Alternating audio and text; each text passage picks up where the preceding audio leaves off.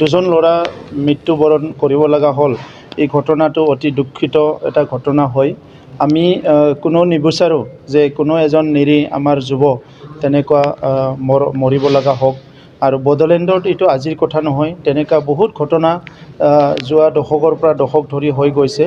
তো এই ঘটনাবিলাক যাতে কোনো দিনে নহয়, ইয়াৰ কাৰণে এটা স্থায়ী এটা সমাধানৰ পথ এটা উলিয়াব লাগিব।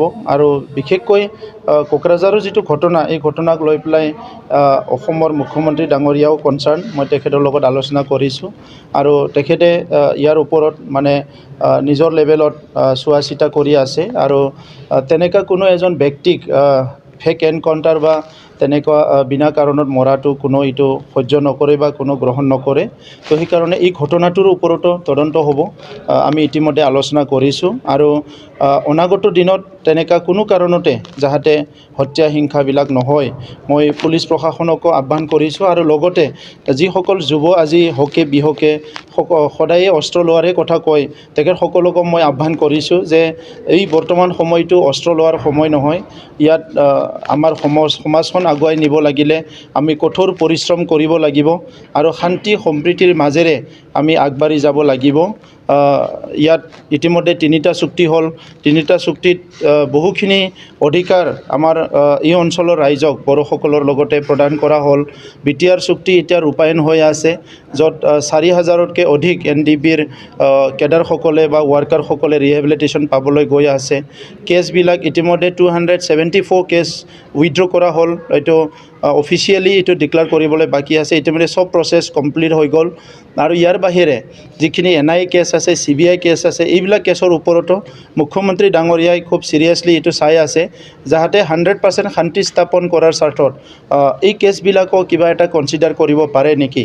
আৰু ইয়াত লাষ্ট এটা ছেকশ্যন আছে যাৰ নেকি কনভিক্টেড, সেইসকলকো আমি আপিল কৰিছোঁ যে শান্তিৰ স্বাৰ্থত যিসকল কনভিক্টেড তেখেতসকলকো কিবা এটা ৰাস্তা ওলাব পাৰে নেকি, যাৰ দ্বাৰা তেখেতসকলকো আমাৰ এটা মুকলি আকাশত আনি পেলাই এটা সুস্থ আৰু শান্তিৰ এটা বড়ো সমাজ গঢ়াৰ কাৰণে এটা পৰিৱেশ এটা সৃষ্টি কৰিব পৰা যায়। তেনেকুৱা কথাবিলাক চলি আছে। কিন্তু এই কথাবিলাক সকলো কথাই এইটো চুইচ এটা টিপি দিলে হোৱা বস্তু নহয়, কাৰণ আইনৰ ইয়াত মেৰপেচ আছে, কনষ্টিটিউচনেল বস্তু আছে। এই গোটেই কথাটো আমি বুজি পাব লাগিব। গতিকে যিসকল যুৱ আজি বহুত বেছি ইম'চনেল এটা ৰোল লৈ আছে, মই তেখেতসকলক আহ্বান কৰিছোঁ যে ইম'চন হ'লে আমি নিজে ধ্বংস হৈ যাম, কিন্তু আমি বেলেগ একো কৰিব নোৱাৰোঁ। আৰু এই 30-40 বছৰত আমি বহুতখিনি বড়োলেণ্ড গভৰ্ণমেণ্টৰ লগত আলোচনা মিলিত হৈছে আৰু বিশেষকৈ কিছুমান ইছ্যু আছে আৰু কিছুমান ইছ্যুবিলাক সমাধান হোৱাটো তেখেতসকলে বিচাৰে আৰু সেইখিনি কথা আমি পাতিলোঁ। ইয়াত ভূমিৰ সমস্যা, চাকৰি বাকৰিৰ সমস্যা আৰু সকলো জাতি জনগোষ্ঠীৰ যিটো নিৰাপত্তাৰ কথাটো লৈ পেলাই চবেই চিন্তা কৰে। আৰু সেই কথাটো লৈ পেলাই বৰ্তমানৰ যিটো আমাৰ BTR চৰকাৰ, এই কথাটো লৈ পেলাই আমি সকলো খুব চিৰিয়াছ হয়। আৰু সেইকাৰণে আমি আজি খুব এটা ভাল এটা আলোচনা হৈছে আৰু আমি নেক্সট অক্টোবৰ মাহত আকৌ আলোচনাত মিলিত হ'ম। আৰু আজি সকলো নিজৰ কথা ৰাখিছে, আমি কথাবিলাক শুনিছোঁ।